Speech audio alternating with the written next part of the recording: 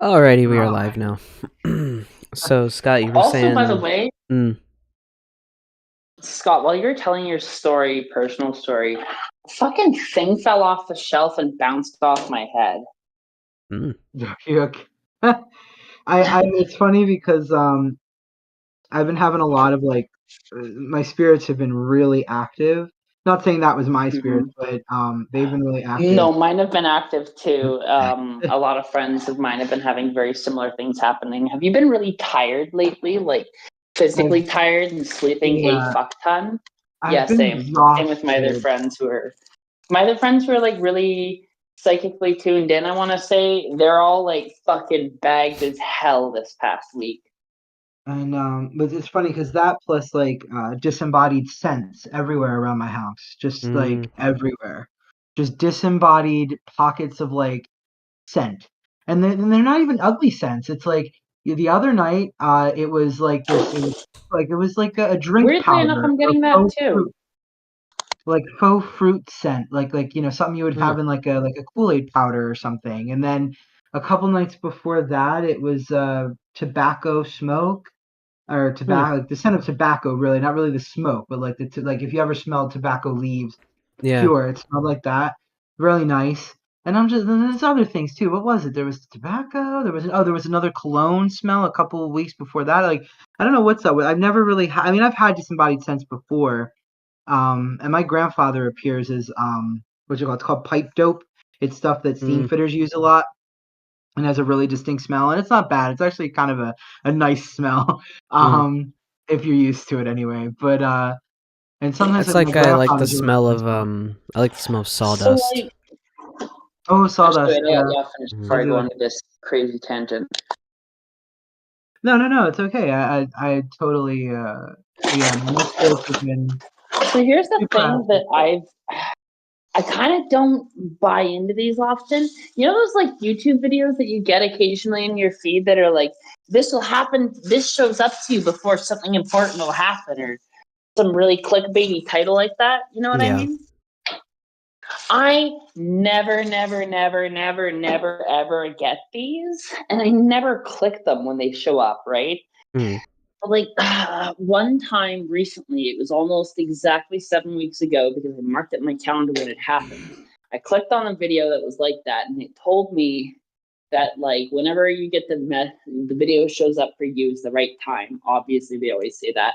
mm. Then it Right. was like divine intervention is coming and it'll be here within 7 weeks. And I'm like, that's such a weirdly specific message. And it's like actually related to a lot of stuff that's been happening with me. So weirdly enough, this is week number 7. And like everybody I know is like really tired and having like clairsentient abilities happening, like their smell, their sense, their bilocation, you know. A lot of people, I haven't had fucking contact with a divine being in my sleep, and what started as a dream but like literally put me into a liminal half waking space where I communicated with a non-human divine being. That's all I can describe it as, you know.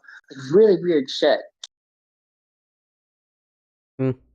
It is. It is really weird. And I mean, you know, I've always subscribed to the idea that if things are chaos here, they're chaos over there. You know, at least it's because I it's a mean, as mirror. above It's a so below, reflection. right?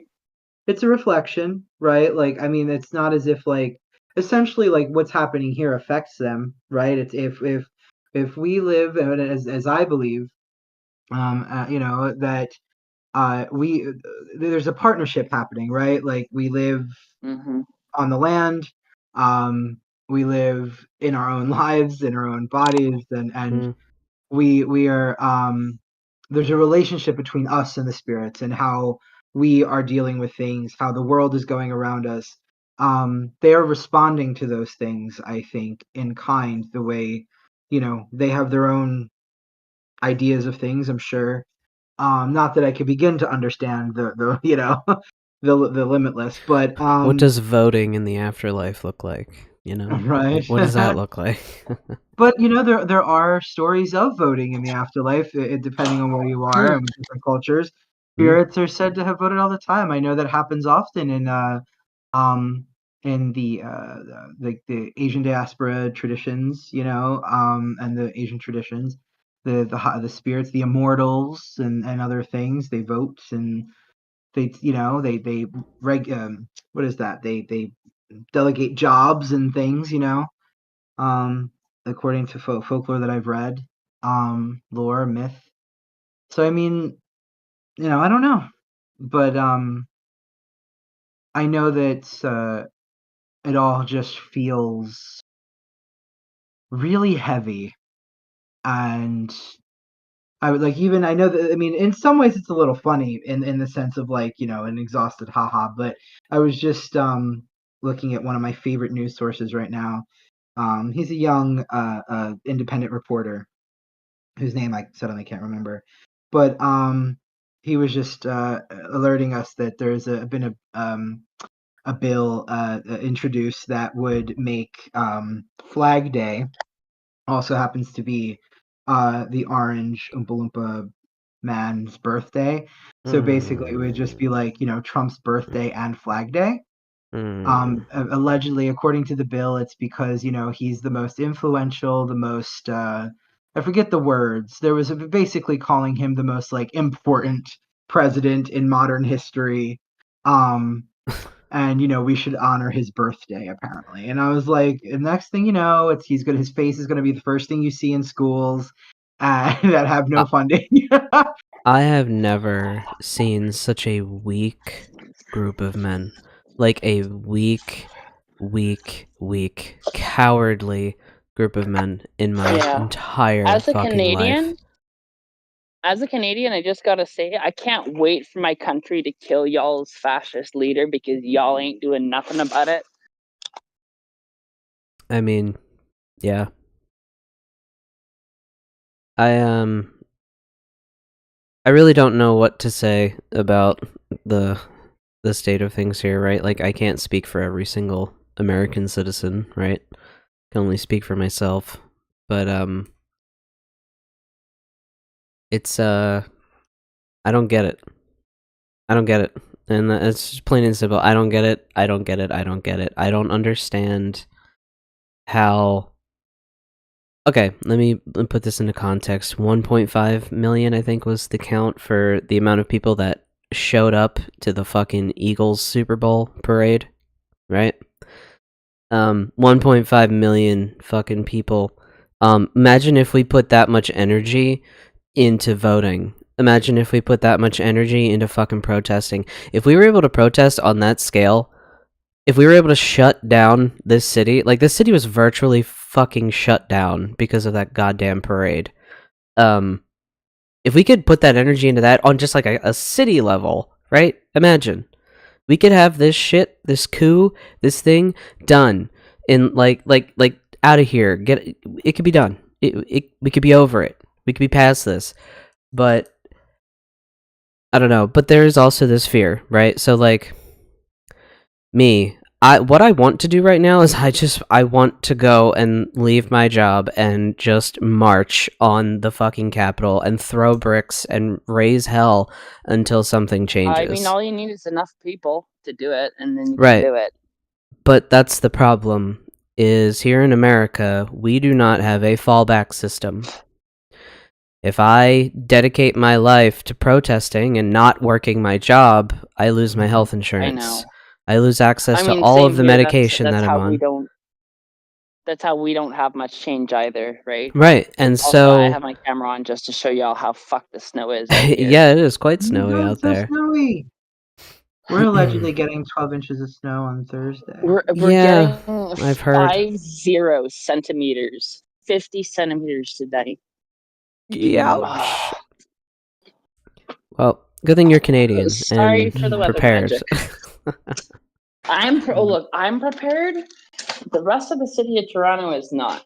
Anyways, No, back I mean, to there's only American so politics, much. 'cause it's the most important thing in There's the only world, so much snow literally. a city can take before it's just too much snow. I will also say that there are marginalized people who, of course, always it falls on us, who are mobilizing, who are doing things. Oh yeah, It doesn't look there's that way.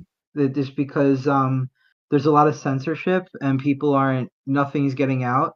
Um, I have a friend in Germany who's like, "Can you please fill me in on what the hell is happening there?" Because he's like, "We don't know." wow. And I was like, "Oh shit." And I was like, "Yeah, I can fill you in." Um, so I try to send him as unbiased as possible news, so that way he knows and can make up his mind. Um, the thing is that I also, talking to my friend in Germany, I also have come to realize that like political sensibilities are different in different places, like how we think about things just in general, not to say that he's conservative in any way, but like how we think about politics is very different. There's a cultural element to how we think about politics. And so, like, trying to talk to him at times is trying to for us to talk to each other is at times sort of like, he thinks I'm saying one thing, but I'm saying something different. And it's really just because we don't have the same basis of cultural understanding of politics, I guess, whatever you want to say. But me and him are, we're both pretty intelligent. He has a PhD, so he's much smarter than I am. But we actually do manage to get there. But a lot of people, the censorship that's happening here isn't allowing for news to get out, not even to Canadians. No one knows what's happening here because they're in the process of isolating us more than we already were. Well, then this Which podcast is more important than ever because we're living it, and Yeah, we can directly say to whoever stumbles upon this is exactly what's happening here. Now, to be fair, Scott and I are in a little bit of we're in a blue bubble. We are in Philly, so we do have those protections. However, our state it went red. So I yeah, think we're kind of Yeah. a purple. We're kind of a purple state if I had to really we give went it red a this election, but the reason for that is because Musk Election paid. theft. Well, sort of. So what ended up happening was Musk ended up paying for Trump's campaign in Pennsylvania, like out in yeah. the greater Pennsylvania, Yeah, you and dumped he a paid. shitload of money. And what he did was Trump ended up essentially. You think about it like this: he sent a bunch of people out and a bunch of money out to the greater Pennsylvania, and essentially he flipped them. Yeah, The thing is that was happening sort of under the table, and we didn't find out until after the fact. yeah. So Musk paid for it under the table. They were slyly and stealthily going around Greater Pennsylvania and flipping people without anyone really knowing. There was no paper trail until later. And Yeah. this isn't even counting all the voter records being purged, votes being Yep, thrown out that shouldn't have been, yep. all the shit. Because, like, I've There's seen a lot of Fenian. reports that show that Kamala would have actually won the popular vote by a good margin had those votes actually been counted and not thrown out and voter suppression not been so effective and applied. Right. I So, also guess what? really Y'all did win election theft. I also want everyone to understand too, and this is something I see a lot from my Canadian friends. You guys are still family to us, and our friends overseas as well. Um, One thing you have to understand as well about, and forgive me if my numbers are just a little bit off, um, but only about 35% of the American population voted overall, and about Mhm. 77 million allegedly voted for Donald Trump, while 73 allegedly million, I believe, voted for Kamala. Now, of course, as Sophia was saying, those numbers are going to be moved because there is a lot of voter suppression. There was a lot of votes thrown out. People actually got back their votes. I don't know if I'm sure Sophia. Yeah, we talked about it. They were burning. They were burning votes. Trump supporters were burning Mhm. votes. People got their votes back in the mail charred, um, and it was already too late for them to, cast another ballot, which was ridiculous. I think that should have been, I think it should have been extended for them, but too late now. Yeah, so like a lot of people But then again, I would also say there's too many people here who are also way more interested in their own virtuousness than they were in doing the right thing. Yes. The people who, now I don't know if either of you saw, Jill Stein's campaign manager openly admitted that the whole purpose of her run was to get Trump in because we could easier fight Trump with collective action and community support, etc. This is what he said. Then we could support Kamala because you can't support genocide. Jesus. And he You said can't that. support He openly genocide. admitted it. You can't support genocide, and here we He, are he employing openly it admitted in our country. Both sides supported genocide. That's the thing that these fuckers never came to grip with. Both of them supported it.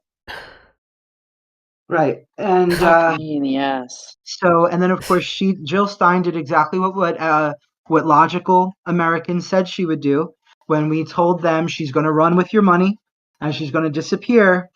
What did she do? She ran away with the money and now she's gone. Yep.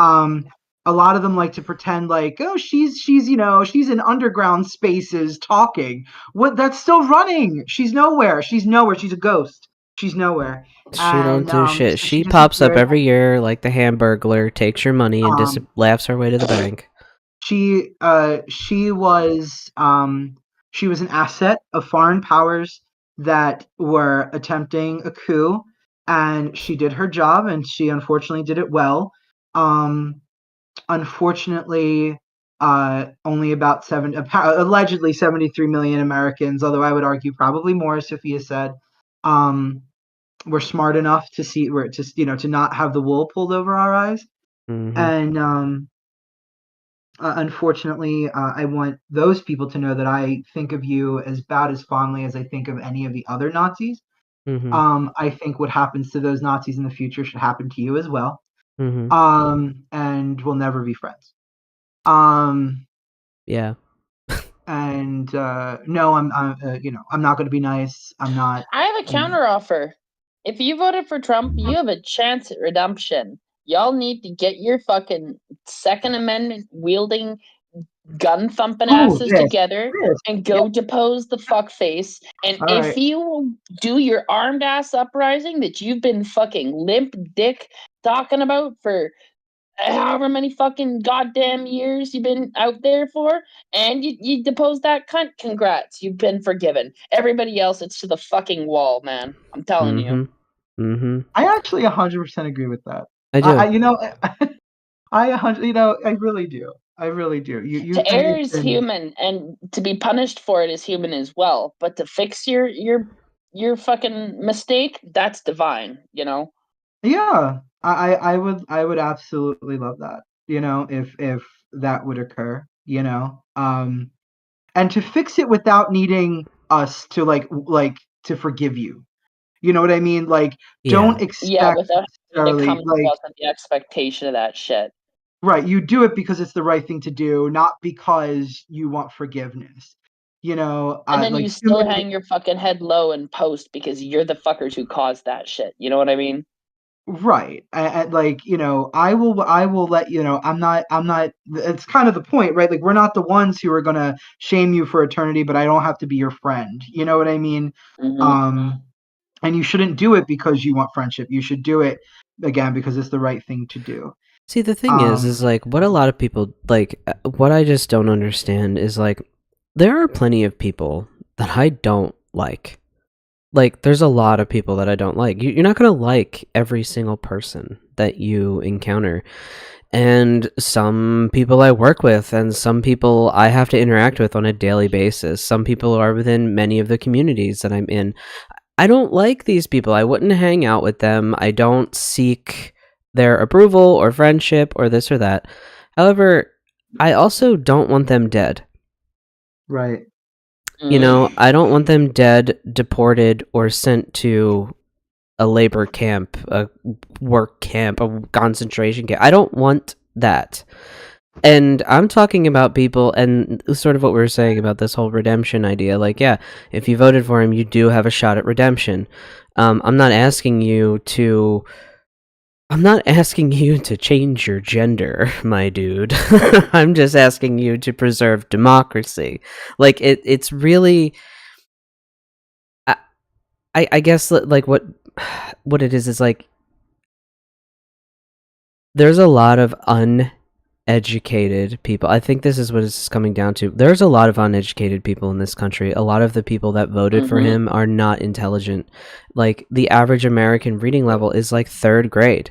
It used to be like 5th grade. It's now around 3rd or 4th grade. And so I have these moments where, us on the left, we tend to be educated either through college or just by reading shit online and educating ourselves, or going to libraries and educating ourselves. But we tend to be a little bit more educated, a little bit more worldly. We know about culture. We understand how systems intertwine and overlap, and we know what's broken. But the people on the other side, they're very much locked in there. I have my job and my family, and I'm just trying to get by, and damn, these immigrants are making it really hard for me to do that because they don't have the intelligence to know otherwise. And that is a huge part of it is a huge part of it is our education system is abysmal in this country. And again, like me being on the eastern part of the country, our schools tend to be a little better over here. So, and it also comes down to if you're not very studious, like if you have a learning disability, school's not gonna jive with you. So we need to like reform education, not get rid of the fucking Department of Education. Reform education, make it better. People need to be, but like that's the thing is like you could go up to someone and be like, you voted for Trump, that means you're a fascist. And like some of these people are so unintelligent, they'll go, I don't know what that means. I don't know what a fascist is. I don't understand what you're saying. And how do you fight that? I just watched a video when I was eating breakfast this morning. I was watching it was actually kind of wonderful. An Appalachian gentleman who definitely looks like he would have voted for Trump, but he was born in a very liberal family. And he's actually quite a bit older, so I was very surprised. But his mother and his aunt and his uncle and a lot of his family, even back then, were liberal in Appalachia. But today he actually talks about he tries to get his fellow Appalachians to understand this, right? To understand that they're severely under catered to in this country and that it's on purpose, and they're fed certain information in order to keep them voting a certain way. And diets. What was that? I'm so sorry. And even diets, like they'll deliberately like oversaturate everything with high fructose corn syrup to poison people. And it was interesting because a reporter was doing an interview in a small town, former coal mining town in Appalachia, and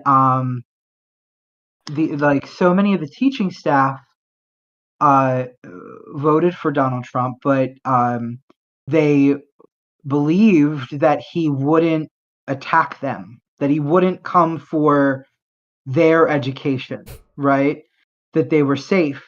And the thing is that the gentleman that I was talking about earlier, the one who tries to teach his fellow Appalachian people, because obviously this man's a bit more, he got himself educated, et cetera, but he said one of the problems that we've seen for a very long time in Appalachia, this isn't new, this is, years and years of this, where there's this phenomenon in Appalachia where people will sort of talk about, they have like these weird sort of ideas that almost sound progressive or liberal, right? And they'll talk about these ideas that almost sort of sound liberal, and you're like, oh, okay. And then suddenly they're like, then their voting record, if you go and look at their voting record, it's all conservative, and the most conservative, right? It's never what was his name? He was short, had white hair, kind of chunky. I think he ran against Obama. Oh, I can't remember. Was it McCain? No. Was it McCain? I forget his name. Cheney? Maybe I don't remember. I No, don't know. it wasn't Cheney. But like there was that one the Republican guy that ran against Obama, I think. He was actually like Republican in the sense of like policy, not in the sense of like fascism. That's Not in this way. that's the thing, is the But Republican Party used to stand for conservative values in the sense of like, you know, money and the economy and yeah, shit that like was their that. big It thing. Yeah, never which is meant still shit. Still yeah, shit. Still not my opinion, but yeah, they were people. Like yeah, it was McCain, John McCain. Yeah, because I yeah. remember like there's a video of John McCain telling off very aggressively but professionally a woman at one of his the run or the campaign run, um and she was like essentially like trying to be like how do you feel that Obama was born, won't show his certificate, that whole thing, the birth certificate The nonsense, birth if you remember certificate that. shit. Sophia, do you know anything about that? I don't want to. Oh yes. Yeah. Okay. um and he actually told her off for that. He said, he talked about how that was conspiracy. He said that that Republicans need to be, respectful, that we need to be dignified, that we need to be intelligent. He said we need to, and whilst again we would never agree still, there was at no point in time where I would have called him a fascist. You know what I mean? Right. And He may have been a dick, but not a fascist. There's a difference. right. Maybe a classist in a classical sense, but Certainly a fuckhead. Yeah. yeah, like I mean, I still wouldn't have agreed with him at all, but he certainly wasn't this. You know what I mean? He would he would definitely not be for what's happening right now, right? I don't And know why. It's the whole culture war. It's the injection of money into politics coming to its end state. It's billionaires knowing that more power is always going to benefit them and they can consolidate and crystallize it. And it's just the end product of giving the rich more and more and more concessions over decades and continually fucking the poor over and like completely allowing politicians to just lie to us. Like, I truly do think it's absolutely fucking insane that if you lie to the government, it's perjury, and if the government lies to you, it's politics. right, That. right. Right? If a politician lies on their shit, it should be perjury, and they should be held accountable. They should be put in jail. Like, I don't want democracy anymore. I want neo-democracy because this system is so fucking destroyed. We need to build something new that actually lives up to the promises of what democracy fucking was. And there needs to be criminal punishment and lifetime removal of office for people who break our laws. Period and simple. Rewrite the Corruption needs to be one of Constitution. the most highest of fucking crimes in the land. Yep. Rewrite the Constitution. It needs an overhaul. It has been too long. It's way too old. We cannot keep adding on amendment after amendment, because now we've learned once you add on an amendment, it doesn't make it like actually part of the Constitution. It just makes it like this little hang on that we can just revisit and decide if we just want to slash some amendments off of our, fucking Constitution. No, that's ridiculous. Unfortunately though, I don't know if this is going to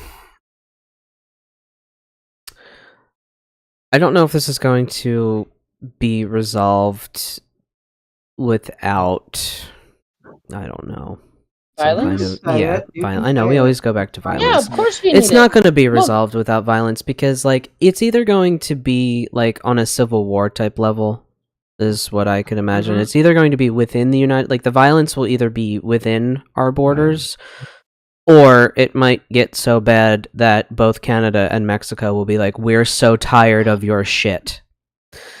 Real talk, we are actually planning on intervening on Canada. That's not anything official that I've ever heard, but the sentiment in Canada right now is fuck the states, fuck Trumps, fuck fascism. We've stood up against fascism in every world war before, and we're happy to be the first in the third world war to do it again, right? Yeah. Like, I'm telling you, military joining sentiment went from the lowest of all time to the absolute highest of all time, like that, okay? We are ready to fucking fight, y'all. And not to fight the American people, but to fight the fascist system that has stolen it, because we know that y'all aren't our enemies. Like, for Christ's sakes, we were sending our fucking water bombers to put out the LA fires, you know? Right. I will say this, and this is I am almost certain of this. If we had help, I guarantee you that we would fight. I think that right now the problem, and it's funny because we talk about this a lot on here. We don't have an and army. Well, it's not only that. One, guns are expensive, Yeah, you do. and most of us are poor.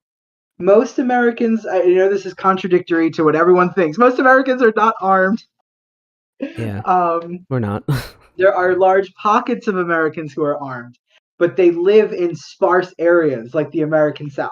Yes. So it looks like there's a lot because they're sparsely separated and there's a lot of them. But most Americans, especially up north, are not armed. Yeah. That we do, but not as many. So also, too, guns are expensive. Proper firearms are expensive. They're expensive as shit. If you attempt to buy a cheaper gun, you run the risk of jamming. You run the risk of all sorts of unfun Unsafe things. Occurring, and so firearms are expensive. And also, a lot of people too, don't want them in their homes. Like, you have to think about that. A lot of people don't want them in their homes. There are still a lot of people who do not agree with us that, I still, like, people get very uncomfortable still. Other queer people, when I tell them, like, you need to defend yourself. I don't, I want to use my, and I get it. I get it. I get it. God, I get it. I am one of those people that constantly have that battle about them. But the thing is, you know what's the worst part too? Sorry, you go ahead first. No, I was just gonna say is that this isn't gonna get better. No. And what I mean by that is I don't know what. Well, I can imagine what the future holds, but it's not going to get better right now. That's what I mean to say. Yeah. Right now, there is no way to stop the momentum of what's happening right now. And I just mean that, like, and what I'm specifically talking to is, well, I guess on every level, violence. But yeah, like it's not going to stop right now, and unfortunately, you cannot, we cannot turn the other cheek anymore. And I think that I've been tired of turning the other cheek for a long time, and I still believe in meeting the force with the same amount of force, right? Like, if you're at if you are a trans person at the mall with, or at the wherever, insert shopping mart here, and someone harasses you, harass them back. If someone pulls a knife on you, you should hopefully learn how to fight and pull a knife back. If they pull a gun on you, please be faster and add another hole to their noggin before they do it to you. Yeah. And if you're trying to, like, I don't know if this is a good. It's probably an incitement to violence, but I'm trying to say defend yourself. Yeah. It's not the incitement of violence when you're staring down people who are trying to kill you. Like, to add what y'all have been saying, this is full blown. You have to use the Second Amendment for what it was intended for, or it's going to disappear from your rights type situation, right? Like, that's the level that this situation is at. And even let's say that somehow the courts block his ass enough and we get to the end of this 4 years and an election happens, okay? Even if Trump is voted out, you will never vote away this fascist influence. You will never get these people who want to see you dead, who will literally destroy their own personal lives and welfare to make you suffer. You can't get rid of that with a vote. You have to kill these people. Look, I'm sorry. It may sound radical, but you have the Second Amendment for a fucking reason, okay? And it should not be controversial for me to say, hey, we're dealing with fascists, we're dealing with autocrats, we're dealing with people who literally would like to take away the freedom of every human person in this world and make a fucking techno-fascist state. These people need to be killed and fought with the most high level of just like determination, right? They are a threat to all of humanity, and that cannot be understated, especially Elon Musk. Fuckers over there trying to like rile up fascist sentiment over in Germany and telling the far right German party that they're the best hope for saving Germany, right? And saying real dog whistly shit like you shouldn't be ashamed of being Germans and you shouldn't be ashamed of your forefathers, you know? You should be proud to be Germans. You have strong heritage. You have strong genes. Like literally every fucking dog whistle he's hitting them, right? And I know this sounds really hyperbolistic, but y'all also have to understand one thing that's going on too. They have all the money, right? Insofar as like the crystallized structural money, there's still money outside of them, obviously, and they have the news networks, right? And Yes. like we were talking about before, they will never talk about the resistance. The resistance to the empire will never be broadcasted unless it can be propagandized to the empire's advantage. Okay, they like, let's put this in Star Wars terms. Okay, the empire is not going to tell you about any skirmish or battle that goes on unless they explicitly kill rebel scum, as they put it, or say the rebels strike back so hard it's publicly visible and they're using it as a propaganda tool to drive up a recruitment against the rebels. For example, the Death Star. I don't know if y'all ever watched Mandalorian, but there's literally a scene where a mercenary from Alderaan who had her planet blown up and a dude from the Death Star argue, and she makes the joke about he makes a joke about Alderaan being blown up, and she's like, "Hey, fuck you! Billions of people died on that, right?" And he's like, "They were terrorist scum." And she's like, "Oh yeah, well, what about the Death Star?" And he's like, "I was on the Death Star." And she's like, "Which one?" And she like makes a joke about like multiple ones being bombed, and immediately after, he's like, "You have no idea how many lives were lost on that." And it's like, yeah, actually a fraction of how many people were lost on the fucking Alderaan explosion. And Star Wars is such a perfect model for us to talk about what's going on right now. Like, I'm going to say this, if you have trouble talking about what's happening openly, talk about everything in terms of Star Wars, because it still makes sense. The trade disputes with the Trade Federation, you know, like, come on, right? Everything has a 1-to-1 ratio that you can pretty much use on Star Wars, and like, be the fucking Rebel Alliance. Go watch Andor and see that like resisting against fascist authorities literally requires self-risk, self-peril, and like potential harm, right? But we're doing it for the betterment of everybody. And I understand that not everybody can put themselves in that position, but like, dear God, if you can, please do. And on the topic of guns, I'm going to say something that's really hard, but not everybody really wants to hear this. You can have guns. You can practice with guns. You can know how to load guns. You can know how to shoot targets. Shooting and killing people is a whole different matter. It's a whole different fucking matter, especially going into combat, right? Going into like fighting enemy forces, be it like a militia or such, like that's a certain level of preparedness y'all need to actually be ready for. And if you're not, support the people who can in every fucking way that you can, right? Like seriously, even if it's like treating their wounds underground or like helping fix up their kit or run supplies. Like the thing that we don't ever talk about in conflict is we only ever talk about like the tip of the spear, the fighting going on, right? But like, let's go 70-30. Maybe for the 30% of people that are engaged in combat stuff, either directly or indirectly, there's 70% of supply chain and logistics and leadership getting up there.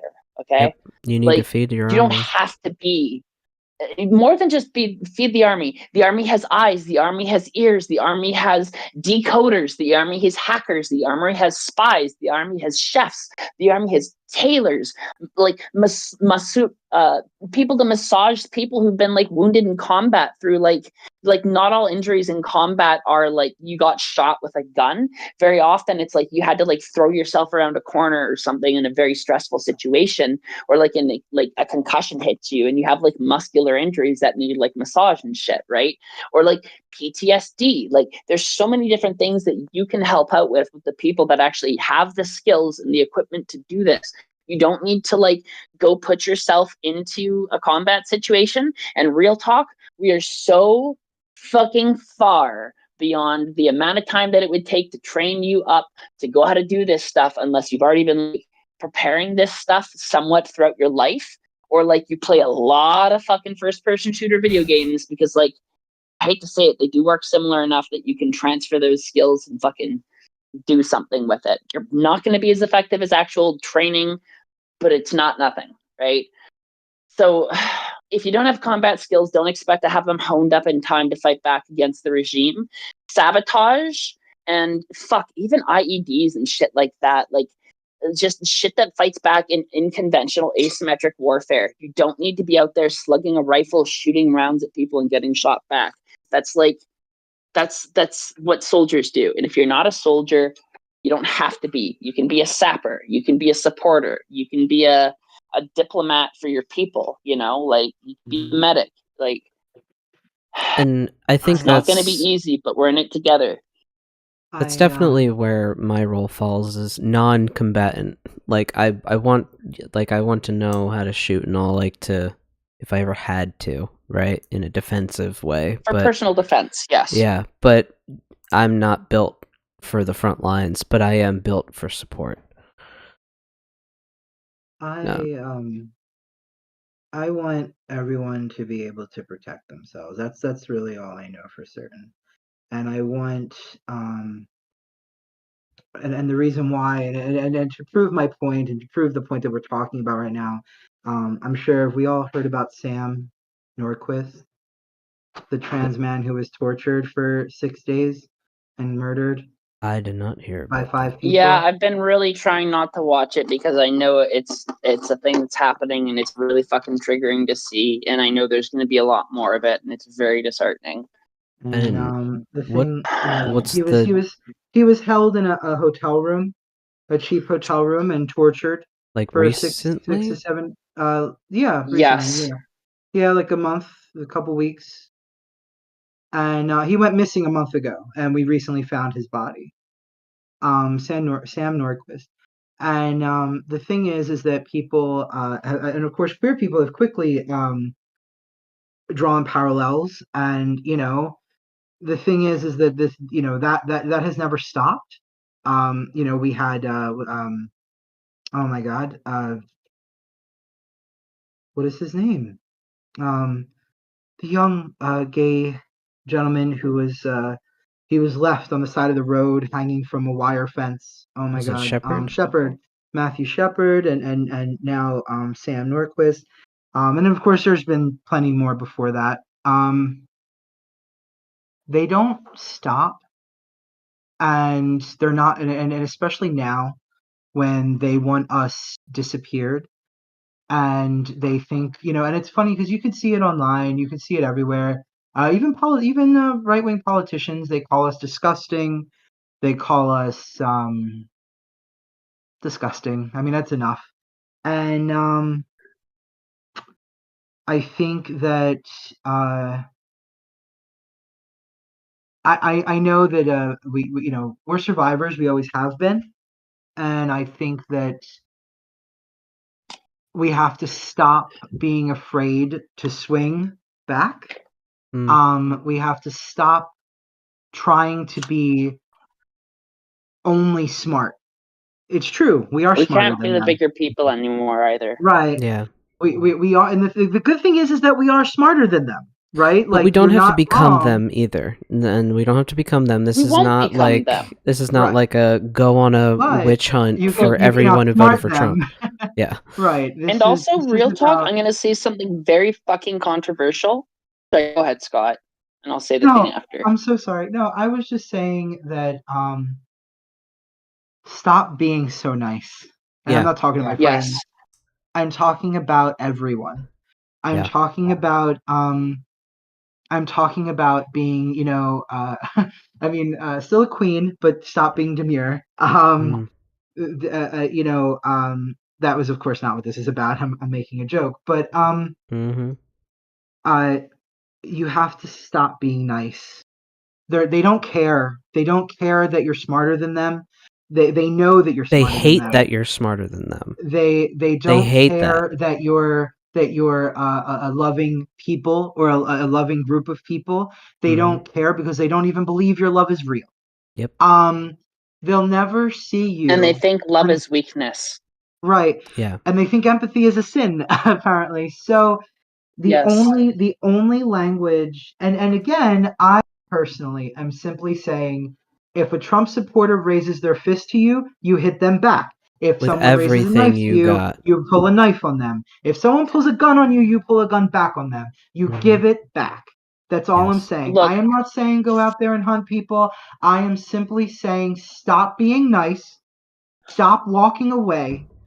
Start being, and I'm not saying that it's going to be nice for you. I'm not saying that it's a pleasant experience, but they will never stop until, because it's the only language that they speak. They only know, and I know that, for many of us, it's like, yeah, but if we do that, we become what they say we are. No. And you know what? It doesn't matter anymore, number one. Number two, I don't care because yeah. you know the truth. You know the truth. I'm gonna go on the rant. You know that you're Sorry. not what they say we are. I'm so sorry, Sophia. I'm not trying to speak No, over you. I'm you're just good. Go ahead. so impassioned and I just on wanted to fire. say sorry. Go ahead and finish. Okay. I'm so sorry. I just don't want you to be mad at me. All love but here. Literally but never, Scott. I just don't want you to feel like I'm like talking over you. I'm just very impassioned, and I'm just tired of being nice to these people, and I'm tired of watching everyone else be nice. Like I watched a lot of trans people here in America have been asking. We have a trans representative in office, and she was just purposefully misgendered on the floor of the House of Representatives, and she said nothing. And I understand that she wants to that she believes in decorum and that but the thing is that as trans people have said to her multiple times, please don't do this to us. Yeah. Please, we understand her position, but you Bring a little can't. bit of that AOC fire to the table, Right, please. you can't just sit there. We can't just take it anymore because that's what they want. They want you to be what is that, Sophia? What is that phenomenon called? So Jay too, you might know. That phenomenon, like I know we like to say, like, the reason why people sort of like leave Asian Americans alone. They're what, model citizen, is that what that's called? That They're a model phenomenon. minority. Model minority. Thank you. Model Thank you. minority. We love to do the model minority thing, the quiet, pacified, like, we give you little crumbs, accept that. Thank you for being quiet thing. And the crumbs aren't enough anymore. They never really have been, but they've made us so tired that we were fine with it before. Yeah. It's not fine anymore. And the reason for that is because we cannot, what's coming for us, and it's coming for us now, it's here, it's present, we will be killed. We will be killed. If it keeps going, we will be killed, actually, not metaphorically, but actually. And just stop being nice, really. They killed the polite queer. They're So dead. Yes, please go off. I'm gonna rant on that. So I'm actually gonna take it a step further. Scott said, you're not advocating for violence or people hunting them down. I am, actually. Did y'all ever watch the movie Inglourious Bastards? I feel like it's another. I've seen clips of it, but isn't that all about like they go around hunting Killing Nazis or Nazis. something like that? Yeah. The whole point about Inglourious Bastards is they have a bunch of people who are like criminals and murderers and like a Suicide Squad kind of thing. people who Nazis fucking hate. Like there's Yeah. kind of, yeah. It was the Suicide Squad before the Suicide Squad movies. I know Suicide Squad had like comics and stuff.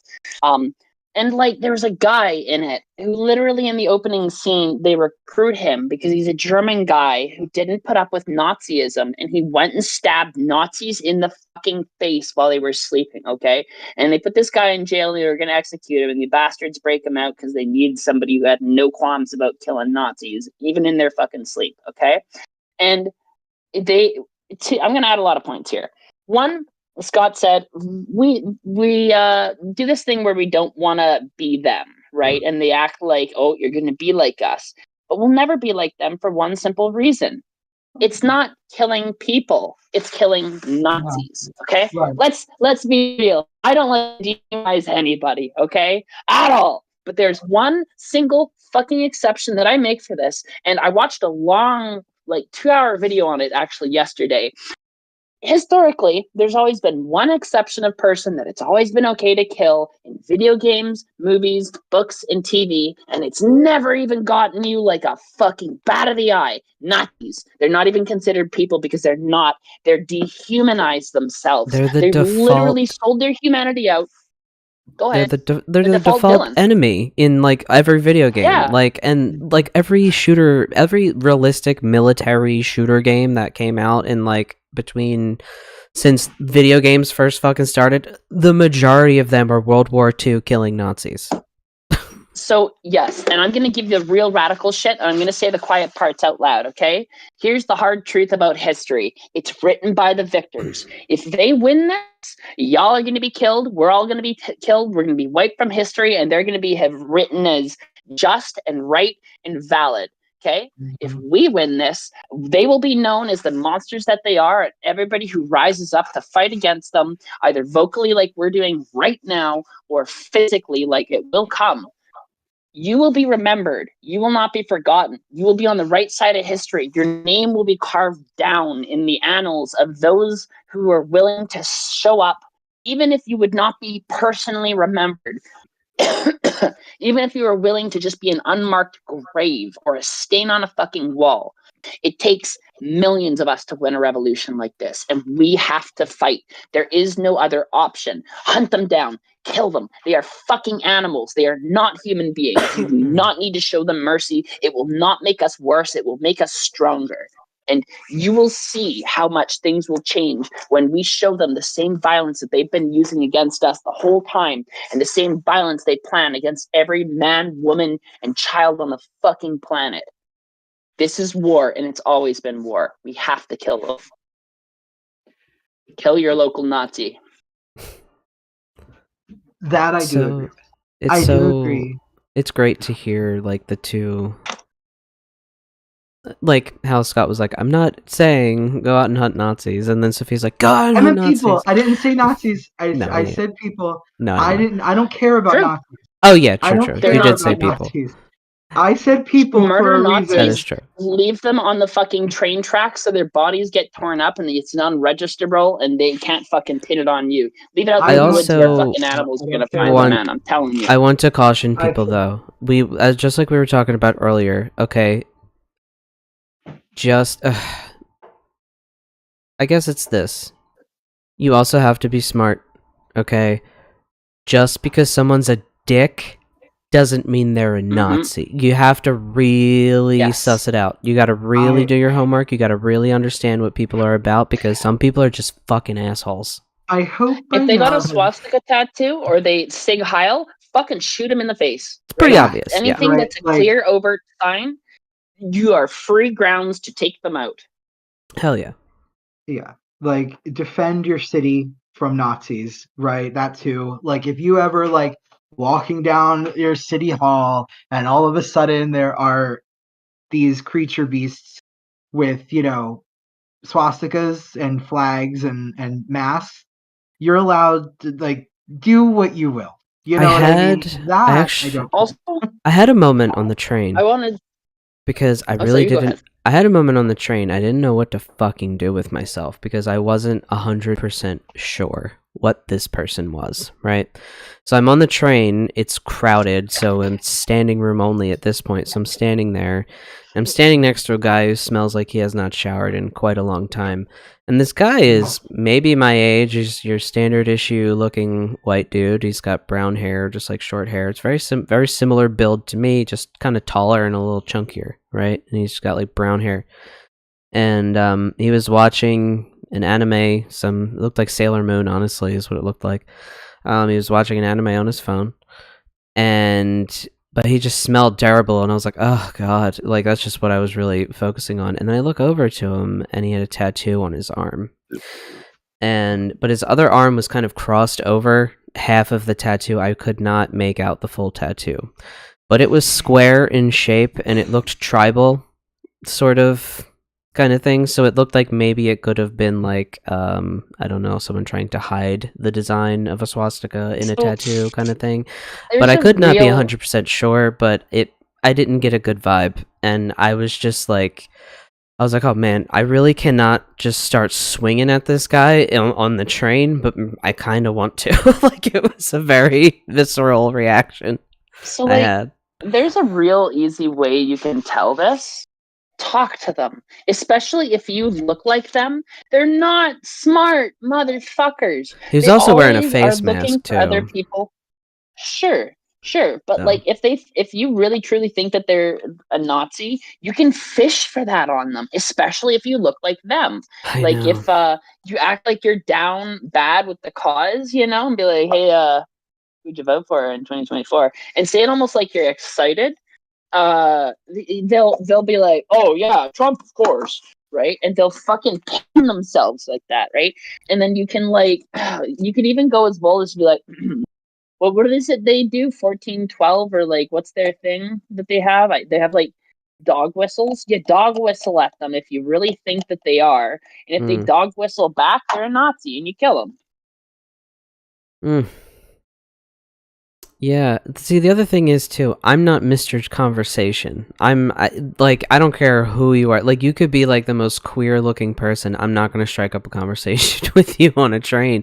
Like, I'm just not going to do that. And so it's really out of character for me to do something like that. But I do kind of see what you mean though. Like, there are other situations where I could use that to my advantage, Or you could there are other watch social documentaries. Like, situations. there's a really good one called Removing Hate, and it's about this white guy who wants to get out of the white supremacist fascist shit. And he's getting his tattoos taken off, and you see like a bunch of like Aryan Brotherhood and like fascist white tattoos in it that aren't just like outright swastikas. So like familiarizing yourself on the ones that they use to like hide in plain sight, I think is the most overtly useful thing that you can do. Because like if they have an Othala rune, like you don't necessarily know 100% unless they like put it in connotation with other things, or like hook the feet a certain way, then you like really fucking know what they're calling for, right? Yeah. But like I think in that regard, if you're not chatty, just take advantage of your introversion and really study the secretive ones that they put in plain sight. Like there's this weird pyramid one that you wouldn't assume is a Nazi one, but it like literally displays their rank within the Aryan Brotherhood. Because like one of the advantages I have, like, so when I was younger and more I guess out and being like gay pride, I'm a lesbian, this, my lesbian phase, right? Let's put it that way. I wore a lot of rainbow stuff and I was very like, I'm a gay, everyone look at me, right? And then when I transitioned, I don't know, I guess I don't it could also just be me getting older or whatever. I don't wear a lot of things that are obviously like, hey, I'm queer. Even like I still identify that way. I still identify as queer. But I'm just very plain. I wear plain solid color t-shirts and plain like I have like a uniform that I wear. And I really don't even wear jewelry anymore that's really like obvious or anything, or even to even hint that I'm even in the occult sphere, or anything like that. So I do realize this one, it gives me an advantage because I can infiltrate a little easy, right? I can be like, I can talk to these people, I can approach them a little easier and kind of figure out what they're all about. But I guess maybe one thing I could do is, just start learning all these secret things and then start identifying people, see if I can maybe somehow capture their image and then just blast them like, hey, this guy's if you see this guy around. Doxing them too, if that's something you can do, doxing these people is also something that can be done. I also want to talk directly to cis queer men and other queer people who sleep with men. Make sure that you are outing those closeted, those ones. You know what I mean? Make sure we're outing them too. This is it's all The ones sorts that of try to things. weaponize your queerness against you because it Well, benefits the them. ones, the closeted Trump supporters, that type of shit. You know, Yeah, like you no, find there are no closeted Trump supporters anymore. They all get outed, every single fucking one of them. right, Yeah. exactly. Like you out them. You like the whole point. When I tell you to give it back to them, I mean that in every possible way. Like it's not just killing Nazis aside, because the only good Nazi is a dead one. But as far as like all Like, the other assholes, you have to give it back. yeah, and I'm talking about like to the level of like if you go to some pizza shop and then they decide to give you a bunch of shit because I don't know, you're obviously queer or something. Come back with like 15 other queer people and boycott in front of their fucking shop. Or You know? sitting. Yeah. One of the most famous things Two in things. Philadelphia. Or sit in, yeah. Go ahead. No, it was just a sit-in. You're good. Two things I wanted to mention. One that happened was a bunch of white supremacists showed up at a black community. I'm not sure which one, but that black community counter responded and they were armed. And let me put it this way: the fascists fucking fled quick. Not a shot was fired. I Right? think I That read too. Yep, that something happens a lot. about that. Stay strapped or get clapped. Yeah, I Yep, think I read something about that like they got too. their asses like beat. And and that's also the things that also give me hope. There are people out there who are looking for a fight. They're ready. They've been ready for this fight I'm looking since for a fucking forever. fight at this point. Right, yeah. And those are our warriors. Those are our frontline people, the people that are ready for the fight. They're looking for a fight. I want to fight.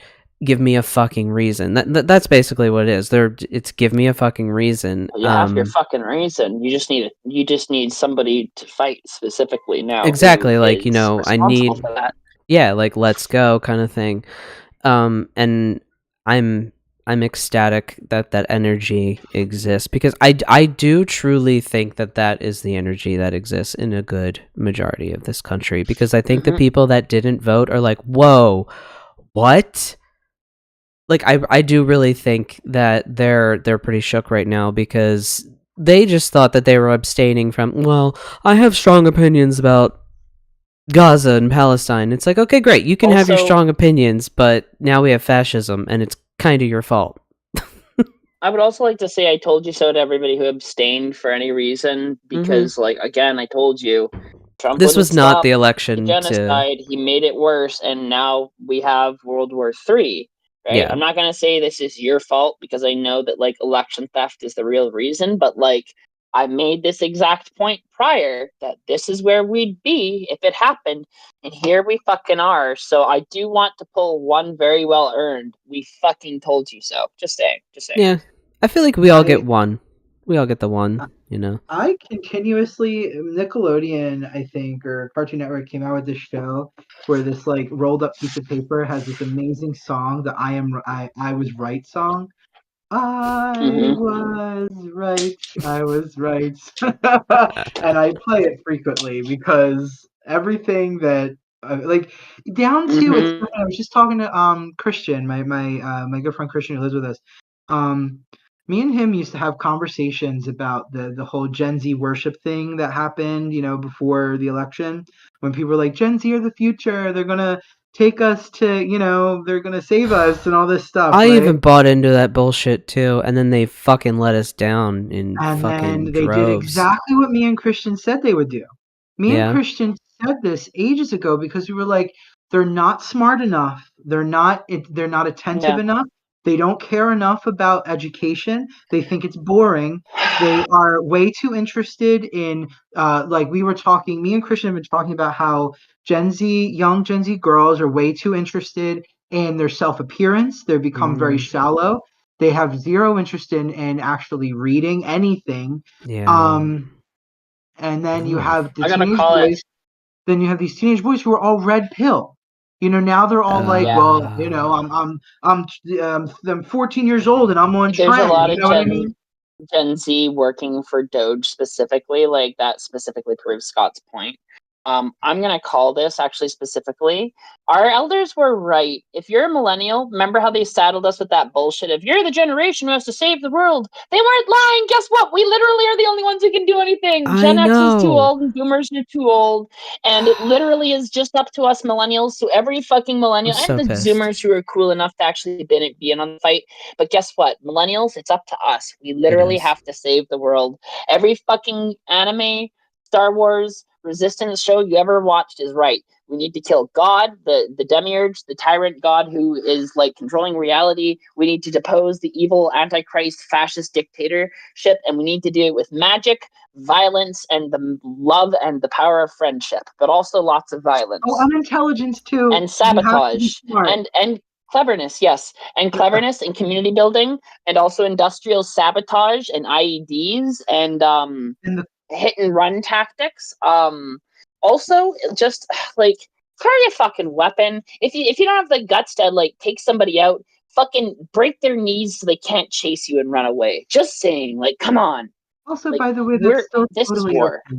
Like, it's if you can't pull the trigger, it's fine, but please defend yourself. That's the point that I'm Bring getting. pepper spray. And like, I just want that's my biggest thing. I do not want any more. I don't want any more queer blood to be spilled than has to. I am tired of us spilling our blood, or well, having our blood spilled, I should say. And I want you to defend yourself.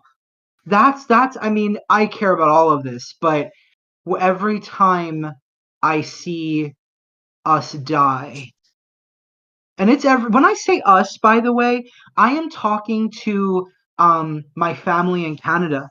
I am talking to my family in China. I am talking to my family in Africa, in the Middle East. I am talking to the queer people because we All are of us. family without asking. We are family without asking. And I don't care how you feel about that. We're there for each other. Yes, 110%. So when I say I am tired, that's what I mean. I am not just talking about my home. I am talking about everywhere. I am talking about that gay man that was just beaten to a near inch of his life in the UK. He had his eye sockets all broken. It's big, and he looks horrible. And they all because he wore a rainbow wristwatch or a band on his smartwatch. It was rainbow. They saw him on the train and they jumped him because they're cowards and they're pussies, and they will continuously hurt us. And when I say us, again, all of us, they will keep doing it because they have and they've never stopped. Because and now the they only want. reason that they. Mm-hmm. I would say because now they want all of us to never wear our rainbow wristwatch bands. Because Like they don't want want us to be quiet, Mhm. right? Just like what we said last time. When we're quiet, they and I don't have my camera on, but leave us alone, quote unquote, right? Mm. But it's because we're quiet, but that quietness never gets us anywhere because this never fucking ends. It never ends until they realize, and you know, it's funny because I used to be one of those people who was like, you can outsmart the bully. You know what I mean? And I used to. When I was younger, I would just outsmart my bully because I wasn't very good in a fight. But and I was also really scared to fight. But here's the thing. I've been through so much pain that a black eye would mean nothing. Mm. I've been, the pain I have felt that I've had to endure, the amount of abuse that I had to endure. What are you going to do to me physically that hurt more than that? Nothing. Nothing. And the best part is that I survived. I lived. And these people could never. You know what I'm saying? I had a moment where I had someone in my house talking to me about anti-trans things. Like they were against the men gotta play with men. Yeah, in my fucking house. And I had a moment there. Like I was like, I could just keep my mouth shut, right? And she was on her way out anyway. She's picking up my friend or whatever. So whatever, right? I could just be like, okay, bye-bye. Or I could be strategic about this and let her know exactly whose fucking house she's standing in. And so she went on her little tirade. I just think, men have an advantage and blah, blah, blah, whatever. So she was going on. And then I said, well, as a trans person, I think, and she like what and it was the most glorious moment of my fucking life. I swear. It really fucking was, because you know what, bitch? You're in my house. You're in my house. The house of a trans man, of a trans person. I bought a fucking house.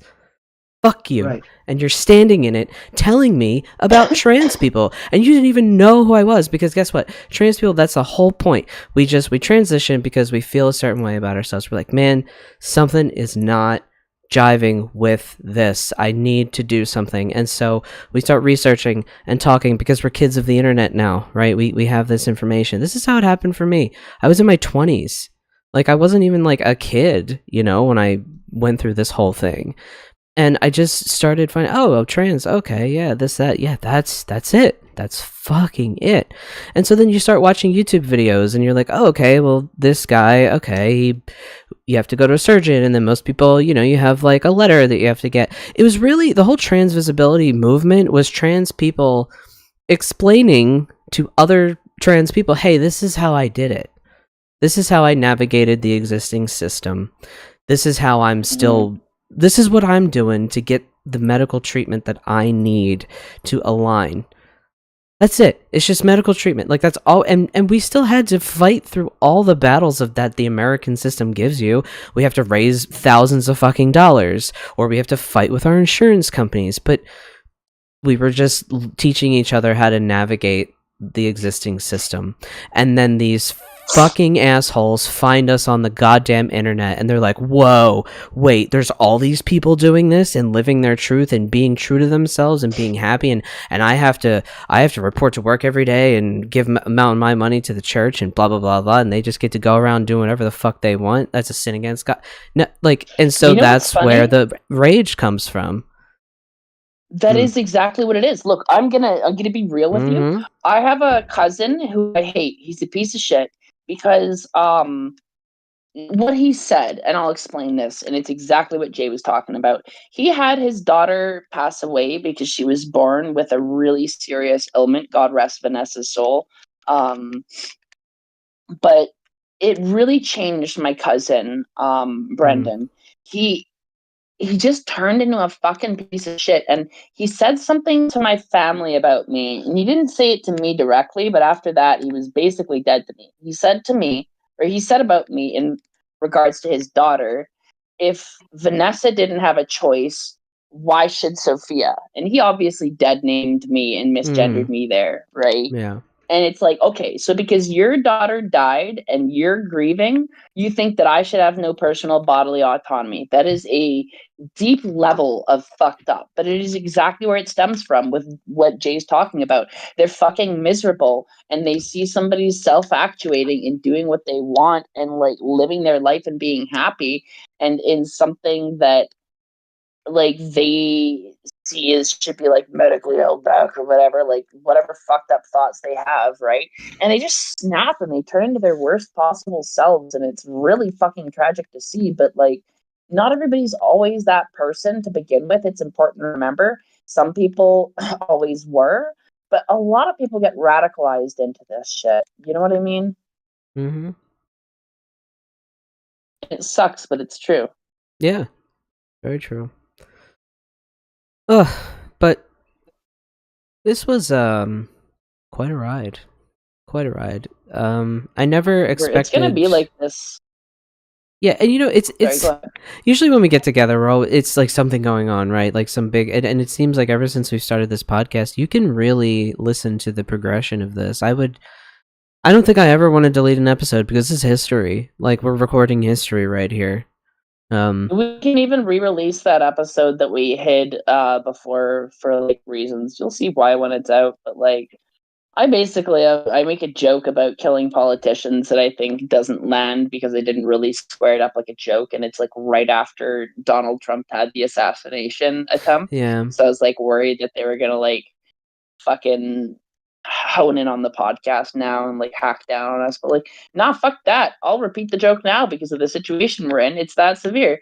Donald, fucking, I actually pretty much just did. It was just like a joke about like, unless people want to start killing politicians, that'll change things, you know. So, Sophia, speaking of, did you yes. see? I don't know where it is. It's in the States somewhere. Someone on an overpass, spray painted on the overpass. Who will kill Elon? Oh, yes, good. We can Like talk a about. big, He like is in big not black letters. people someone's are like, "Who ready. will a kill government Elon?" anything. Elon ain't government shit. Look, I'll He be is real. a rich dude. Well, he's I think attempting. my favorite thing about being Canadian right now is how freely I'm able to speak about this stuff, because you're an enemy nation at this point. You're threatening That's us with why war. You have and fascists who are trying to overtake us. It is fucking kosher for me to say everything I'm saying. I Fucking don't know right. if you noticed, Sophia, but me and Jay both have there's like a hesitancy when we say things. I don't know if you can feel it, and that's I why can. when we tell you that like they're coming to our door, like Trump. I don't know who did it. I say Trump because he's kind of the face, right? But ICE is doing this thing where if you dissent against them, and whether you are a citizen or not, they will like come to your door and sort of like ask you about it, or they will have the FBI come to your door and be like, "So you said this about ICE," and they kind of treat you as if you're like a terrorist. So like if you I did hear the read hesitancy, about that. yeah, And I do think they are trolling the interwebs for mentions of people talking shit about ICE, which is basically, the also fuck Gestapo ICE, or the SS or whatever. Yeah, fuck like ICE, fuck ICE. I Yeah, don't care. fuck ICE. Seriously, come for me. Guys, Like, this I is don't my care. dream. You wanna know my dream? My wartime fantasy? Broadcasting in wartime. I'm the guy in the trailer with the fucking antenna made out of, whatever the fuck I can find, broadcasting in wartime. That's my wartime fucking fantasy. And I guess we're kind of living it in a way. I'm not gonna say what mine is just in case I have to do it. I'll say mine because it's fucking patriotic as shit. My wartime fantasy is if the fucking states gets any worse and shit pops off, I'm gonna be either a partisan or a volunteer who's gonna go sign up and kill fucking Nazis like my great grandfather did before me. And ideally so that my brother doesn't have to sign up too. And like my family is kind of fucking stupid. Like I love them, but I had this conversation with my dad and my brother on Christmas and tried to tell them that this was gonna happen. And they both had this stupid opinion. My brother, his opinion was, how does that affect me? It's not gonna, like, I'm Girl. over here just trying to raise my kids. And I'm like trying to explain to him, like, And what do you're you think probably the gonna get American fucking people are drafted, doing? buddy. What's the average American Yeah. trying to do? Like, come And on. to my dad, I told him that like Trump is planning to like geopolitically annex Canada and like what's coming, and he just straight up disbelieved me because it was too outlandish. And here we are now, and this is exactly what's fucking happening. And I can't wait for like something to happen with my family and them to like respond to me, not like negative to happen, but them to like realize like, oh shit, this is actually gonna happen, and to like have that call with my dad and my brother where they're like, I'm sorry, you were right. Mm-hmm. I Because also like my sister and my mother listened, but like, oh, my dad sure did not. No. Anyways, go ahead. No, I was gonna say I also want everyone to know that and I know that there's a lot of censorship in America right now, especially about our media, and that is by design.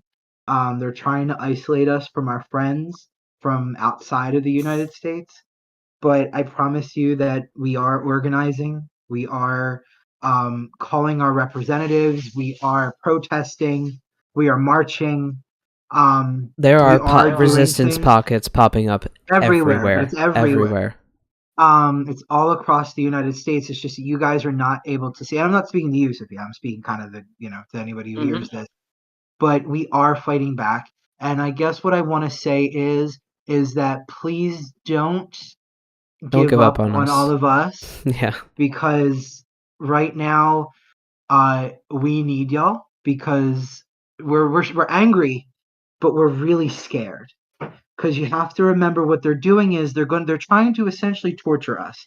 So another thing that they're trying to do that's going to affect me, it's going to affect Darian, my partner.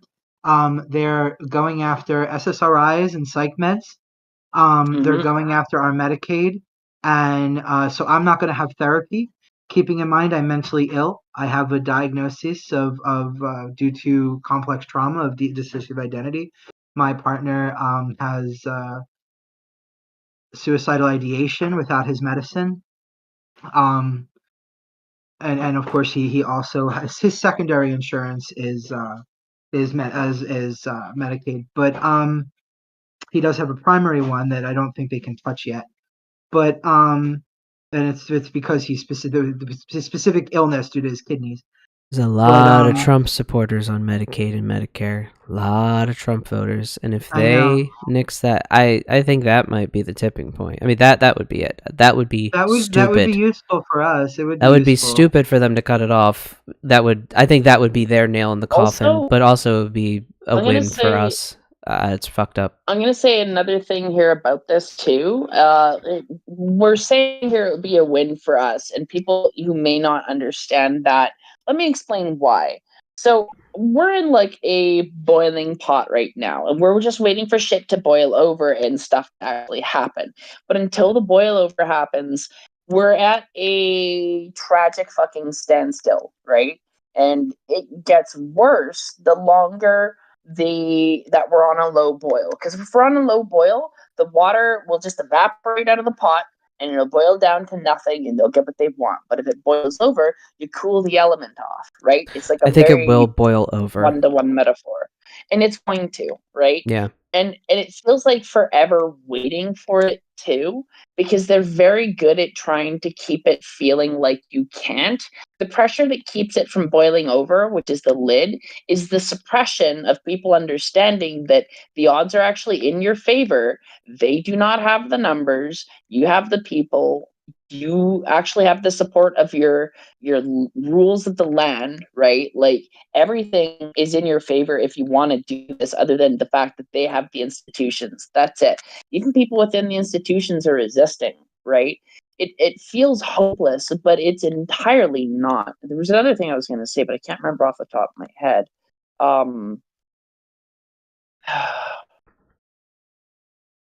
Yeah, I don't know. It'll come to me, but it's not over until the fat lady sings, and she ain't singing yet. And there is a lot of time left on this, and we're not done fighting. No, not by a long shot. We haven't even started. Right, that's what I was gonna say. Revolution happens in stages. Revolution happens in stages. This is the organization stage. We need more people to get mad. More people need to be mad, and we need to take more supporters from him. Yeah. Once the people realize that he is not their friend, that will boil over, and it will be glorious, and also terrible, and glorious, and terrible. And every little bit that they make it worse is that it's to our benefit. So when you see something terrible that's happening, I want you to try and breathe a fresh sigh of relief, because what that means is they're willing to be more overt. Just that extra bit, which means they're far more likely to lose, right? For every extra bit that they're overt and they push their hand, the odds of losing are catastrophically higher than there is anything that they're possibly going to gain. If they keep on at the pace that they're doing right now and nothing happens, we're fucked and they've won entirely. But if they keep ratcheting it up, and they are, we're going to be fine, because we're going to do shit about this. Yeah, because they're getting stupid real fast. And Canada's got you, Mexico's got you, the UK has got you. Like, we're in this fucking together. We will help you fight your fascist dictatorship. Because you're not in this alone. It's not good globally if the US goes complete authoritarian, total fascism. It's not good globally. And it's not good for anybody. Look at what's happening with our friends. I feel so bad for how Canadians feel right now. Mm-hmm. Because he threatened them. Are you kidding me? Mm-hmm. You threatened one of our closest fucking friends who has been there with us fighting fascists since the fucking beginning. Sorry. Mm-hmm. I'm so sorry. He doesn't let it care. Out. Let it out. Do not apologize. Beginning. Since the fucking beginning. But he doesn't even know that. That's the thing. He doesn't know and he doesn't care. He just goes blah blah blah blah. Blah, blah, blah. He just says, there's a lot of money that we're spending on Canada, whatever. Canada's not pulling their weight. It's not your money. You don't inherit the bank account of the United States like when you become president. That's not how it fucking That works. It isn't even doesn't how it become works. yours. It's Also, so clearly just a power play for the entire world. They're starting with America, and it will branch out to the entire world. Y'all are literally like, I had friends talking about this earlier. This is how World War III is shaping up right now. The Oh yeah. Axis powers are literally America and Russia. Okay, Who would have thought? there's an Israel as well. Yeah, because Israel will fully support y'all. And then there's one other country that was really bad. My friend pointed out, I can't remember which one it was. They're absolutely on board with what you're doing, and it's like those countries But versus it's like what about the two China, countries we're Canada. sandwiched between? Like, do you really think Canada and Mexico are Hang on gonna though. like join forces? The allies in World War III are shaping up to be Canada, Mexico, China, UK, Poland, Denmark, and other European countries. Like Germany's on the fence because they could go to fascism, but we'll see. But Poland is fully against fascism. Like, they're a little bit right wingy, but like, trust me, nobody wants to stamp out fascists harder than the people who were Yeah, invaded by fascists in before. Poland they're They just are kind like of chomping at the godly. bit. They're like quite Christian over there, I think. Yes. But So they're they're very not anti-queer, fascist and that Christians. really sucks. Yes, they're very anti-queer, and that sucks for our siblings, but they do Yes. not fuck with Nazis, and they will gun them down Yeah. that is And true. that's where They do we get it have done, though. They do get it done religiously. in Poland. I ain't gonna lie.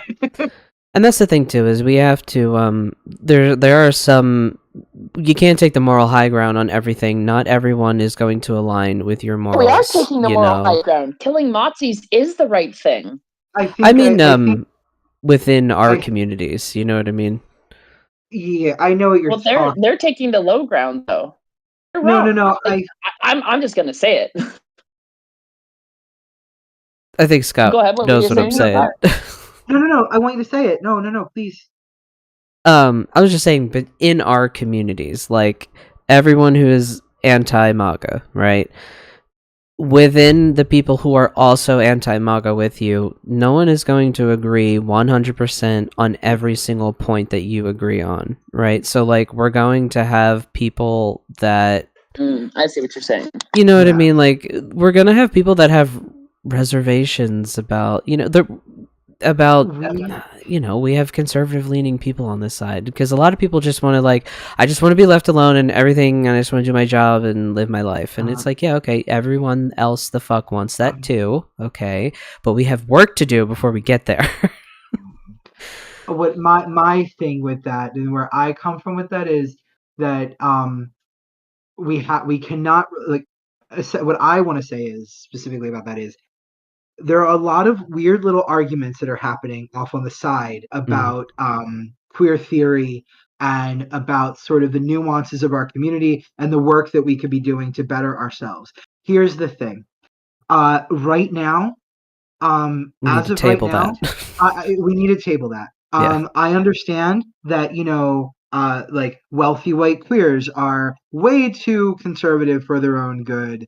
I understand, I understand that, what else? I understand that we have to work on the fear of intimacy and the drug problem in our community, et cetera, et cetera.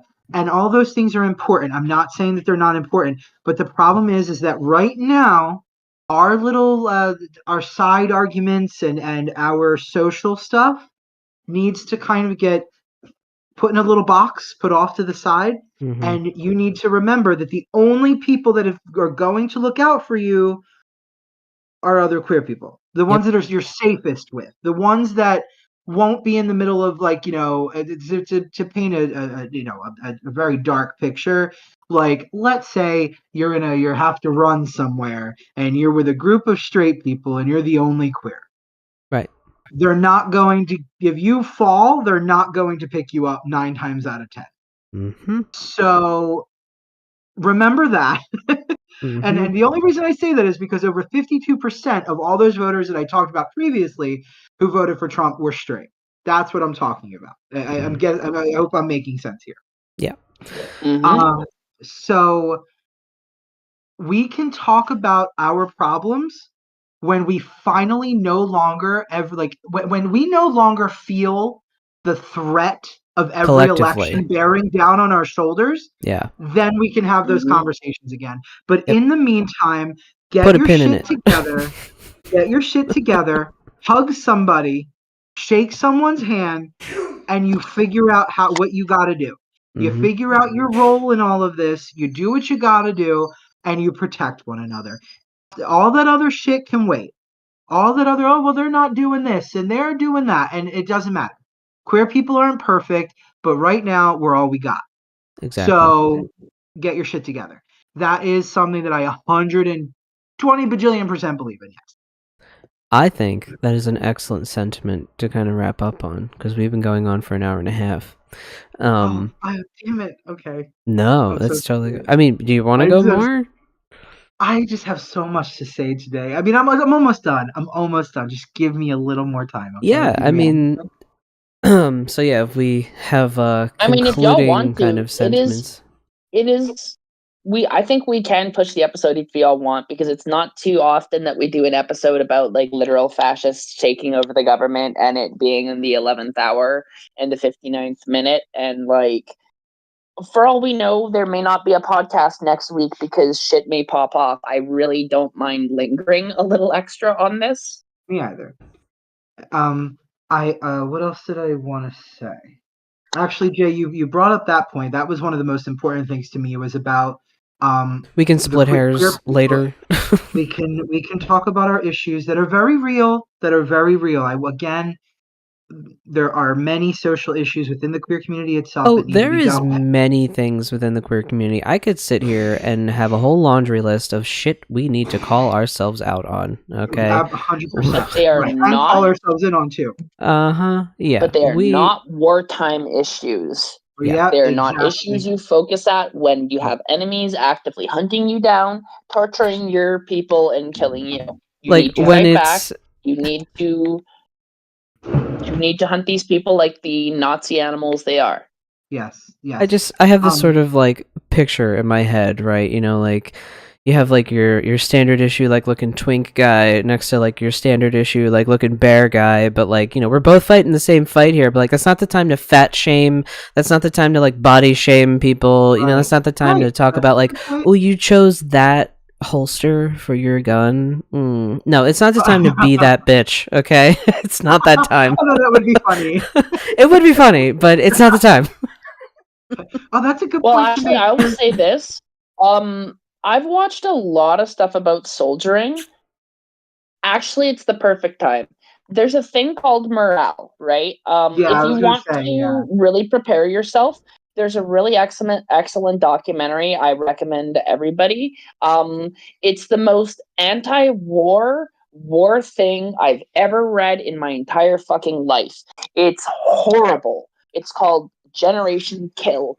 Okay, and it's about the soldiers who are millennials who are sent over after 9/11 in response to the attacks, and those who are in Afghanistan and the Marine First Recon, and the shit they went through, the officers that abused them and treated them like they weren't humans, the orders and suggestions they had to defy because it would have got them killed, like the kid who's like 19 years old and signs up for it and he's really eager and like accidentally shoots civilians, and like the kids that get killed and they don't.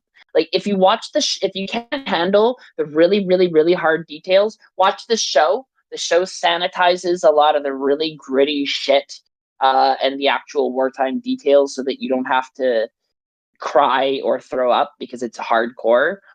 If you can handle that, read the book, because it's from the perspective of a reporter who goes along in like the Marines. It's not a fiction, it's a documentary, and it's the most anti-war documentary I've ever seen, right? It's like, it talks so much about civilians dying and the cost of things going on, and like the nasty, uncertain fog of war nature of war, and like how rules of engagement change, and sometimes like people will be incompetent in leadership and have bloodthirsty orders like shoot anything that moves, which is like fucking absurd. Much more reasonable rules are something like shoot anybody who has a rifle or a firearm that is displayed, right? If they have a gun, shoot them. That's very common ROE. That's actually not bad at all, especially in a war zone. You don't want civilians walking around with like guns. Hot tip, if you're in a war zone and you're a civilian, don't carry a gun unless it's a pistol concealed, because it will get you fucking killed. You can carry a gun as long as it's not shown. They're not gonna like freak out on you for having a pistol usually. The thing is, if you carry it though, they can't tell if you're a combatant and they'll shoot you dead for it, right? That's why I really stress that you need to watch like this show if you're a little bit more not able to read about children dying, because like real talk, that's what made me put the book down, was a really visceral one that was too much, and I put it down, haven't been back, but I will go back. But like, Yeah, sometimes you just need a minute with books like that. I got to the point where I got the picture of like how bad it was, right? Mm. And there are other things that come on that are important to it too, but like holy fuck. Anyways, so yeah, go watch your regeneration kill to prepare yourself for what's gonna happen. And I say what's gonna happen because it's fucking inevitable, right? Yeah. But yeah, I said that too the other day. I also, so I talked about yeah, morale. That's a good one. I wanted to touch on Right. that. Oh my There god. was an old quote from the peak of the AIDS crisis during the genocide. I should call it. Let's call a spade a spade. Mm-hmm. And our queer ancestors used to have a saying: "I'll bury my friends in the morning, I'll protest in the afternoon, and I will dance at night." And the dancing is you know, it's about the joy, right? It's about how important it is to still take time for the things that make you happy during all of this. um you have to find a way to find joy. You have to find a way to take time to do something that makes you happy. um you are no good to anyone in during the revolution if you are, how do I put this, if you are so bogged down in your own head and so stressed out, and you really need to make sure that you are tending to your social needs, making sure that you're doing something, whether it's a board game night or book club or whatever makes you happy, whatever floats your goat. Um, so I really, I think that's really important. Again, the saying was, "I'll bury my friends in the morning, I'll protest in the afternoon, and I will dance at night." And that Mm-hmm. was something that our queer ancestors used to Mm-hmm. say during the genocide of the 80s. Yeah. Yeah, yeah. I think that that's also. I actually had to tell a family member of mine that, because they were asking like, "What do you do when you feel so overwhelmed?" You know what I mean? Like when you feel like Mm. all of this is crashing down on top of you, and um and you don't really know what to do. And I was like, you have to have fun. Mm-hmm. Like you have to give yourself permission, because like I get it. Like there are times where like I want, and I give myself a little bit of time to step away from the news, but I also feel this intense sense of guilt if I'm uninformed.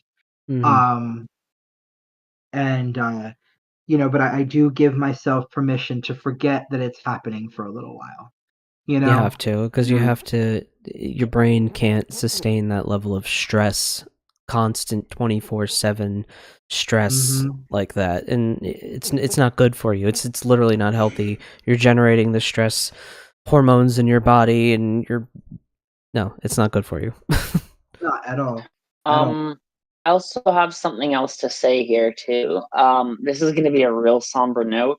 So let's say something pops off next week, because we're literally at the state where anything can happen. I will be stepping away from the podcast to join the military and be fighting active. Um, I've already told my family. I tried to tell my dad and my brother at Christmas, but they didn't want to believe what was happening, so I couldn't have the conversation as to why I was joining. My told my dad I would be joining, and he tried to tell me they'd never take me. And I said, Dad, they draft up to 40 to 50, even depending on how the circumstances are. I'm 35. I was He was like, just curious. like, they won't take you. Does Canada have a draft? Yeah, they do in wartime, but they won't stop me from signing up as a volunteer. They would absolutely take me as And a they will take wartime you. volunteer, right? Yeah. Of course they would. Why would you turn down anybody who's military willing. age, fucking fit, and has training already? It's Right. it's fucking stupid. You take me, right? Yeah. Fuck, I already have like stuff that I train for MOS, which is like military occupational specialty, and just like my own personal training with my friends and like my paramilitary airsoft group. Because like, little talk about me, why I have all this experience. When I was younger, I wasn't like a right winger, but I made it no bit unclear that I have a history of like proximity to the military. It's because I was training to join when I was younger. I was fully planning on it. After I got caught smoking weed by my parents as a teenager, they were really fucking harsh on me, and I resolved to like really be the good kid and do what they wanted, you know, and like to that end, I was gonna either like be a cop, which didn't pan out. I was more interested in joining the military, right? Also ACAB anyways, right? Yeah. And I trained in like airsoft and paintball groups that you could only really call as a militia, right? Because we had tactics and we had plans that like if Canada was invaded, we would defend our hometown because it's right on the border, and there would be refugees coming over, and there would also be like conflict there because if you know anything about British Columbia, if you're taking it, there's two main highways that let you do lateral movement through the mountains. It's Highway 3, and then the other one's much further north. I don't know what it's called. I think Highway 1. I'm not sure how far Highway 1 extends up into BC though. But basically, if the States wants to take BC, they have to hit the Highway 3 first, and my hometown is like the first target on the way. So like they're directly in the fucking path of it if this shit pops off. So that's why we had a little militia thing so that we could, the idea was fight any invading force, not win. The idea is not to win, but to slow them down enough for our family to get out. Mm-hmm. Right? Pretty fucking bleak, but realistic, right? And to those ends, we practiced a lot with paintball and airsoft. Some of us had gun licenses, some of us didn't, but those of us who did had like 12 plus guns. Fun fact about Canada, we have a really high gun ownership per capita because those of us who do own guns own a lot of guns. So like you'll have one person in like a militia who's like the armorer essentially, and you'll just go to him and get your fucking SKS with your magazines with your plugs pulled so they go up to 10 rounds, and like a 7.62 SKS shot is enough to fucking kill somebody. If you don't know much about bullets, that's the same round the AK-47 fires, and it'll go through most body armor systems, right? It's a semi-automatic version of an AK. You can literally put a fucking AK mag into it that's 50 rounds. You can fire that shit. Anyways, so yeah, we practice that a lot, and I have like paramilitary training and a lot of squad tactics and like kit building practice and a lot of other things like that. So I'm not just talking out my ass. Also, when I mentioned you can use video games for training, I used to be in military clans. It started off as one called Baptized as by Fire, gamer clans, by the way. It was Baptized by Fire, and then we left that clan and formed our own because reasons. I'm not going to get into it. And the other clan, S7, was basically 80% military people and like 20% people who were from the prior clan, but everybody who joined in it post was like military people. And you had military rank and structure. And the thing I loved most about it is we literally did weekly clan practices where we'd play something like Rainbow Six. We'd go over tactics, cornering, we'd do scrimmages, we'd practice, we'd do inter-clan tourneys with like ourselves and each other. We'd go on game battles and do like clan matches with other people. It's great fun, right? So like I practice this shit a lot. And I'm not just like signing up to go die, which is like why I said they would take me, and why I can say like I practically have an MOS, because like I trained to do a lot of closer quarters fighting, like CB as it's called, which is like in clearing buildings and shit, right? It's dangerous as fuck. So Yeah, I'd 100% be signing up for the military and putting my old life skills back to use. It doesn't surprise me at all. I mean, you've been saying that for a while now. That if you push said came that to a lot. shove, yeah. And honestly, it seems like it's you know where your place is in the fight. You know exactly where you're gonna need to be, and you're ready for it. And I think it's a good sentiment to kind of send out to your listeners. You know, sit with yourself, write down what am I good at. You know, what skills do I have? It could be literally anything. Everything is a skill. Even manipulating spreadsheets is a skill because not everyone has the brain power to do that. Honestly, not everyone has the brain power to do tedious paperwork and shit like that. So every skill that you have, everything that you can do is a skill. And even if your skill is literally making people laugh, that's a fucking skill, and that's going to be needed. Right. Like, you might just be needed just to give comfort to the sick or the injured or the hurt or the just people who are just mentally like stressed, the overstressed, you know. One last thing. The reason why I brought up Generation Kill and when Jay was like, don't necessarily be like, oh, that holster. That's actually what soldiers do all the time to drive morale up, is they nitpick each other, they troll each other, they play pranks on each other, they play games with each other.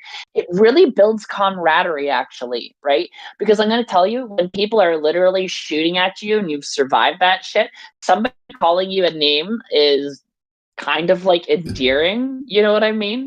No, and that like totally makes sense.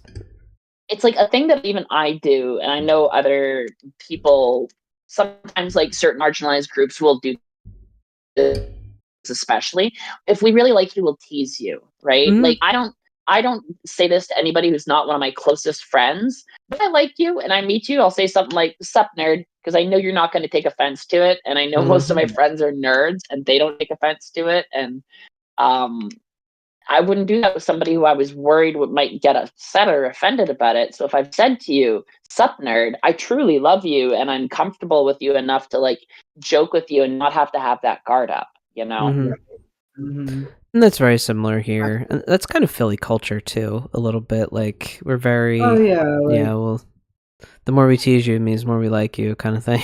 If we don't like you, we won't fuck with you. We won't even talk to you. Like, we won't even bother. You ain't shit. My last point before, just because I'm getting for whatever reason getting I have to go at 4. But my last point is sorcery, magic. We haven't talked about it, but it's still it's still incredibly important. Why don't we do that? Say what you're gonna do, Scott. But what I want to do is kind of set homework for all of us, maybe for the next time we get together. Let's have that be our jumping point. The next episode is the sorcery, the magic, that shit. Okay, I have a lot of stuff. I mean, and not all of it'll be mine, but what I'll do is I'm collecting stuff right now. So like I'm collecting seals and sigils, and I'm also making it mine. But no, I could totally do that. But speaking of, using making sure that you're using your sorcery, calling upon your war gods and your ancestors, making sure that you are praying to your ancestors and feeding your ancestors. And the reason why you want to do that right now is because they've been here before. They've done this before and they survived it. You cannot do this. We cannot do this without them. That is important. So also placing if you're clever enough to make it work, placing different kind of spells or symbols or sigils or whatever you could possibly manage around pertinent buildings, if you get what I'm saying, in your area. I think that made sense, right? You both got what I meant by that? Okay. So placing particular whatevers around important areas, what you call it, binding magic on fascist, racist, white supremacist, Nazi organizations. Do these things, please. remember to be praying. Also, to if you have any gods that spirits of liberation and freedom, Justice. justice, uh, pray to them as well, so that way, all people have freedom from slavery and freedom from all causes of slavery. These are things that also help in the fight as well.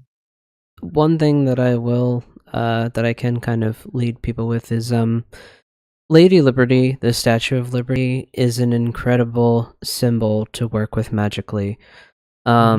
I have interacted with several, actually an increasingly large amount of people within the pagan Wiccan occult kind of sphere that are working with, like, Lady Liberty is becoming, she's more than just a statue kind of thing. Like, if anything, she's the largest altar statue that we kind of have in this country, if you really want to kind of put it into that context, because you have to put, like, if you work, like, what I would suggest is, in order to build a sense of continuity of the magic that we can cast, I fully recommend using imagery of Lady Liberty, the Statue of Liberty, in your rites, because she is the symbol of everything of what we're supposed to be. Yeah, I just think it's a very good idea. I gotta say a crazy synchro, Jay. Earlier, I've been having a phrase repeat in my head, and I was wondering why. And the phrase was, "and justice for all." Literally, I've been broadcasting that out into the fucking everywhere. All I keep is liberty and justice for all. Liberty and justice for all. Like, that is for all, because that's what it is, for all. Period. And then I know these billionaires are like, oh, us too. Yeah, like, we just want it to be equal. Level the playing field. That's all. But yes, liberty and justice for all. So, yes, Lady Liberty, guide us to victory. I did want to mention very quickly before we sign off, we do have a Ko-fi. You can support us financially if you have a couple bucks a month. I know every organization is asking for money for everything right now, but if you're fortunate enough, we do have a Hail Satan tier at $6.66 a month, and you can hail whatever it is that you may want to hail, some kind of advertisement, announcement, just general sentiment. We'll read that off on our podcast. We do have a subscriber to that tier, and that is Tink, and Tink wants everyone to remember the people of Palestine at this time. I really hope that we can settle things. Yes, free Palestine. I really hope that we can stop this vicious cycle that we seem to be on. But with that, I think we're going to wrap it up here, unless anyone else has any concluding. I just have one final remark. Fuck Nazis. With Lady Liberty, when they say liberty and justice for all, just remember, you cannot have liberty if all do not have justice. And where there is injustice, there is no liberty. Rooting out injustice is the first and most crucial tenet of liberty. I rest my case. Good night. Absolutely. All right, everyone. We will see you in the next one.